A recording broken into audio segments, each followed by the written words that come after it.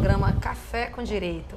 Eu sou Sheila Sodré e você agora vai começar a conhecer mais sobre importação. Quais são os tributos, o que pode e o que não pode. E o meu convidado dessa semana é Paulo Sérgio Costa, auditor da Receita Federal, e ele é chefe de inspetoria da Receita Federal aqui em Cabedelo.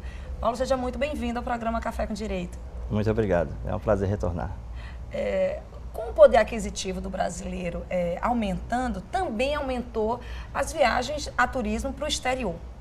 Nessas viagens, o que o cidadão brasileiro ele pode trazer, né, fazer suas compras e trazer, sem precisar pagar o imposto, né, e qual deles ele precisa pagar o imposto?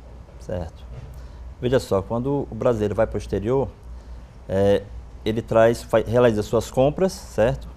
E essas compras, ela estando no conceito de bagagem, ela pode ficar isento de pagamento dos tributos. Agora, o que seria essa bagagem? Bagagem são bens novos ou bens usados em compatibilidade com a viagem desse viajante, né, com a viagem desse passageiro, e que não se permita presumir que se destina à finalidade comercial, ou seja, são bens de uso pessoal do viajante. Numa viagem aérea, ele tem uma cota de $500, ou seja...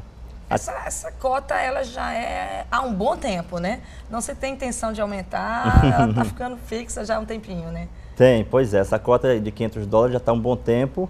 A cota terrestre, ela aumentou, era $150, hoje em dia está a $300. E existe uma campanha muito forte, inclusive na fronteira com o Paraguai, para que essa cota ali, principalmente, aumente para $1.000. Mas, por enquanto, a cota para quem viaja por avião, a cota aérea é de $500. E dentro dessa cota de $500, ele pode trazer mercadorias que estão dentro desse conceito de bagagem, ou seja, mercadorias que se destinem ao seu uso e consumo pessoal.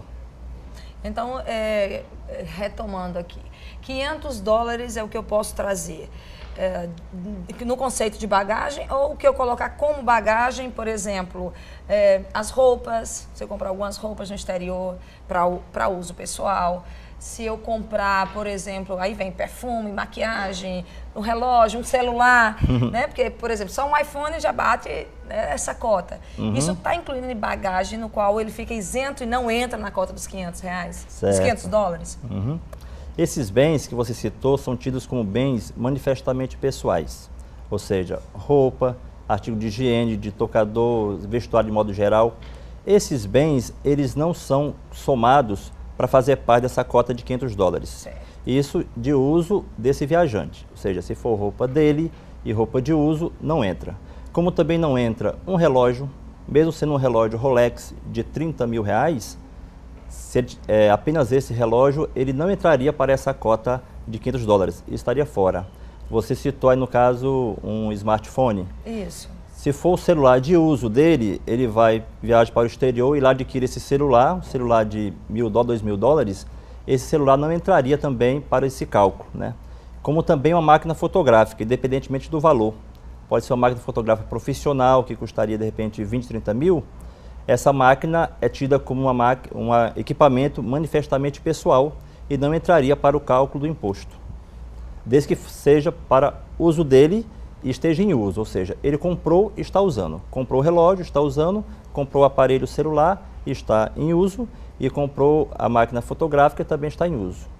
Se ele estiver levando uma máquina e comprar outra máquina lá, ele vai pagar em cima dessa máquina que ele comprou. Mas se ele não tiver máquina e comprar esta máquina para tirar foto lá no exterior, então essa máquina não vai entrar para o cálculo do imposto, por você ter característica de um bem manifestamente pessoal. Qual seria o procedimento no caso de um desembaraço desse? A pessoa está desembarcando no aeroporto e nessa situação específica ele está com uma máquina nova, outra na bolsa, e na fiscalização você pega um cidadão com essa outra máquina. Qual vai ser o procedimento? Vão exigir nota fiscal, vão autuar, vão pedir multa? Qual é o procedimento comum? Quando ele chegar no aeroporto e for fiscalizado, ele estando portando dois equipamentos desses, duas máquinas fotográficas, ele vai ser tributado provavelmente na máquina de maior valor, né? Porque considera-se que a outra de menor valor é para o seu uso pessoal. e a de maior valor ele já comprou de repente para um presente com outra finalidade, porque fugiu aquela primeira definição de bagagem que nós demos. Ou seja, não é um bem pessoal, não é um bem manifestamente pessoal. Porque esse bem você tem apenas um, ou seja, um relógio, uma máquina fotográfica ou um celular. Aí vai ser tributado. A tributação, ele é isento sobre os primeiros $500. Acima do que passar de $500, vai ocorrer a incidência de 50% do excedente. Um exemplo, se ele comprou um equipamento, no caso, de $800, sobre os primeiros 500 vai ter isenção, sobre os 300 restantes vai incidir a alíquota de 50%, ficaria então $150 de imposto. Ou seja, o equipamento de R$800 pagaria de $800, pagaria $150 de imposto. E as lojas francas que possuem dentro do aeroporto? Quais são os meus limites de compra dentro dessas lojas, dos duty frees, né? E se isso soma a minha cota? Certo. Essa loja franca, ela é considerada loja franca de saída do Brasil. Ela é considerada já um território estrangeiro. Ou seja, o que você comprar ali, ela vai ser somada para a sua cota de $500 na sua volta. Quando você chegar no país do exterior, a loja franca de entrada também. A loja franca de saída do exterior também. Ou seja, o que você comprar nessas 3 lojas francas, ela vai somar para a sua cota de $500, como também que você comprar no exterior.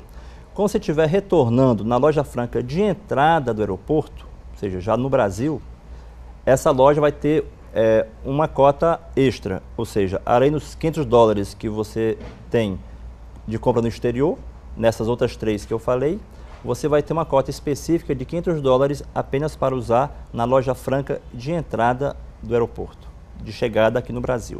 Ou seja, é uma cota extra. Além dos seus $500 para você gastar no exterior, tem também uma cota de $500 na loja franca de entrada também.